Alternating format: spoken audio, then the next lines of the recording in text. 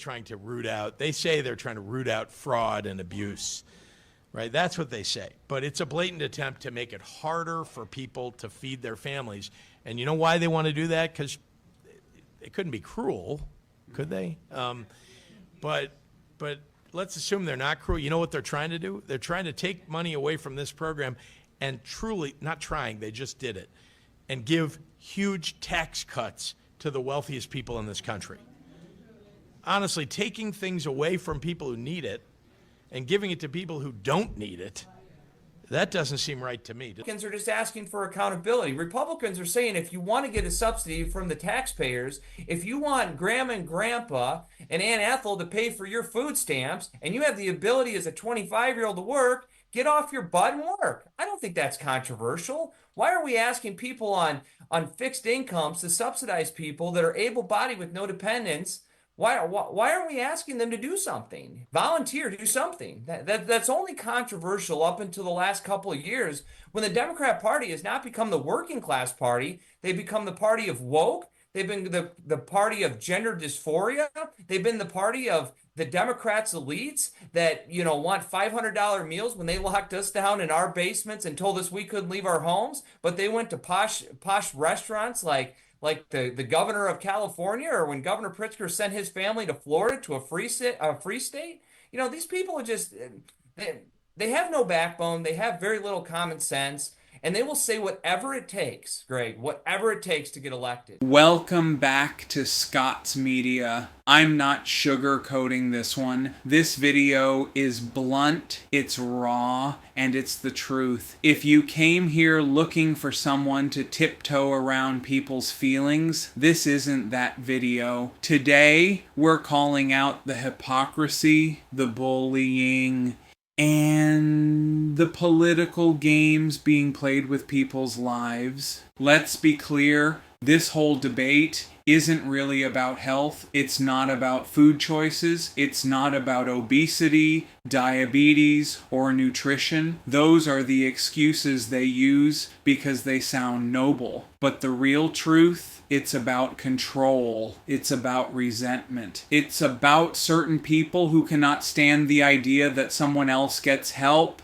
even if they themselves once took it. It's the same tired argument. I don't want my tax dollars paying for someone else's groceries. That's what it boils down to. No compassion, no nuance, just pure resentment. Here's the hypocrisy. These same people, politicians, critics, self-righteous influencers, they had no problem cashing in their own stimulus checks during COVID. They didn't send them back. They didn't shred them out of principle. They cashed them. Businesses got bailouts. Wall Street got bailouts. The banks got bailed out. And regular taxpayers, they lined up for their checks too. Nobody complained then. But when poor families, disabled people, or seniors get a little help through SNAP, suddenly it's a problem. Suddenly it's irresponsible spending. That's not about health. That's hypocrisy, plain and simple. And let's get to the heart of it. This is bullying. These critics don't just want to debate policy. They want dominance over other people's lives. They want to dictate what you eat, how you live, and when you should feel ashamed. It's not enough for them to just disagree. They have to mock, shame, and humiliate, because that's what bullying is, forcing control to feel powerful. And here's the kicker. The very same people who preach about freedom, independence, and small government are the first to cheer for more restrictions on the poor. They scream, "Don't tread on me," when it's about their rights, but they're happy to trample on yours if you're on assistance. That's not freedom. That's hypocrisy and control dressed up as morality. We're thinking about a rebate because we have so much money coming in from tariffs that a little rebate for people of a certain income level might be very nice.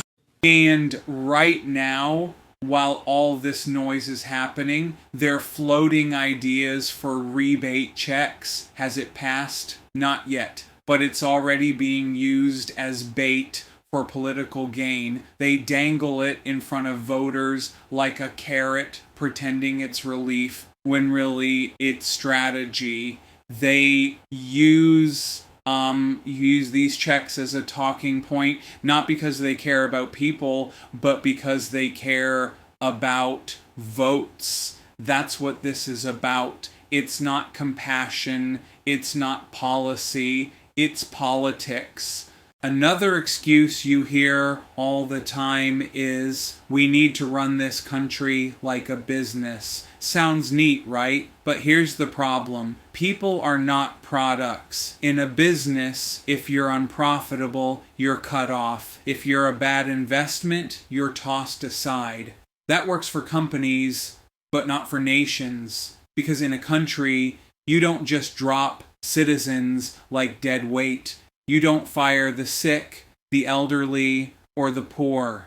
When you run a country like a business plan, human beings get reduced to numbers, and compassion gets replaced with cost cutting.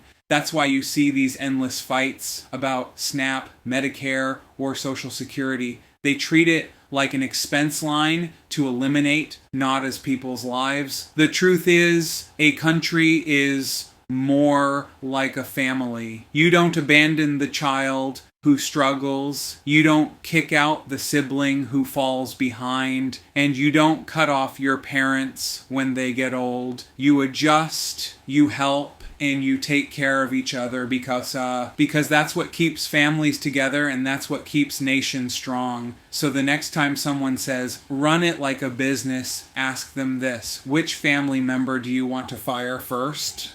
That's the ugly logic hiding behind the slogan. So, let's be blunt. This whole fight isn't about nutrition or budgets or efficiency. It's about resentment, control, hypocrisy, and politics. It's about people who think dignity and survival should only belong to the wealthy, while everyone else has to beg, justify, and apologize for every crumb they get. And I'm done being polite about it. If you're going to preach freedom, then respect freedom for everyone, including the poor, the disabled, and the struggling. If you're going to wave the flag and call yourself a patriot, then act like one. Take care of your people, because patriotism isn't about cutting people down. It's about lifting them up.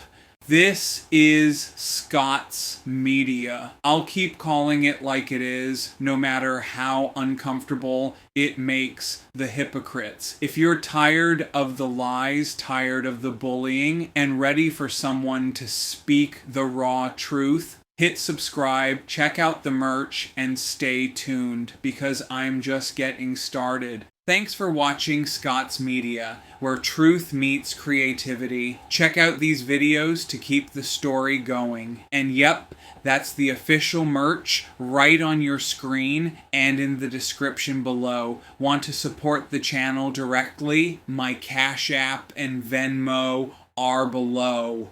Don't forget to like the video, subscribe, and hit the bell so you never miss what's next. Rock the message, support the mission. I'll catch you in the next one.